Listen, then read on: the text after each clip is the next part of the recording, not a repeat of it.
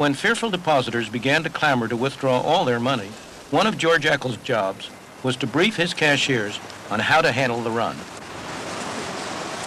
Well, then we called all our employees together, and we told them to be at the bank at their place at 8 o'clock, and just to act as if nothing was happening, just have a smile on their face, if they could, and me too.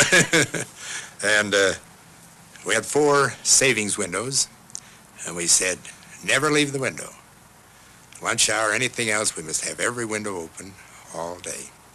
But the important thing was, we knew you'd have a big line there, so there's no use trying to hurry because the line was going to continue. So we said, now, when you get a withdrawal slip and the passbook, go back and check the signature, even though you know your friend John Jones, just to delay time, just to mark time. And then when you pay the money out, we're not going to pay in $100 bills. We're going to pay in 5, 10s, and 20s, and count it twice, and hand it out with a smile. The bank survived the morning, but they didn't have enough cash left. So in the afternoon, they called for more from the Federal Reserve Bank. So the Federal Reserve sent up the armored car. 2 big sacks full of currency was brought in by the guard, crowded through the crowd. And the assistant manager, Morgan Kraft, came in also.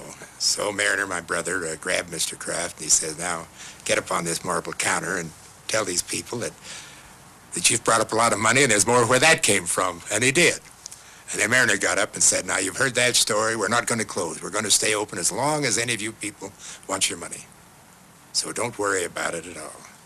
Well, of course, you had one other bank in the city, and we called him and told him that he couldn't close either. He said, well, I can't. I haven't any money to stay open. So we made him a temporary loan because we had another bank closed while this run was going on. The psychology of the public would be such we'd never break the run in our bank. Everybody would come until they got all of their money out.